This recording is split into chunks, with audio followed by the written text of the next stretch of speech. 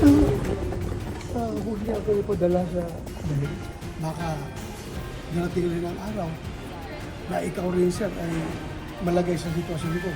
Malagay sa sitwasyon ni Pangulong Duterte. So yun lang, apila ko sa iyo, sir. Please, if may naiwan ka pang pagmamahal sa ating bansa, yun lang po ang gawin ninyo. Protektahan nyo. Hindi lang ako, kundi bawat Pilipino na nasasadlak sa ganitong sitwasyon.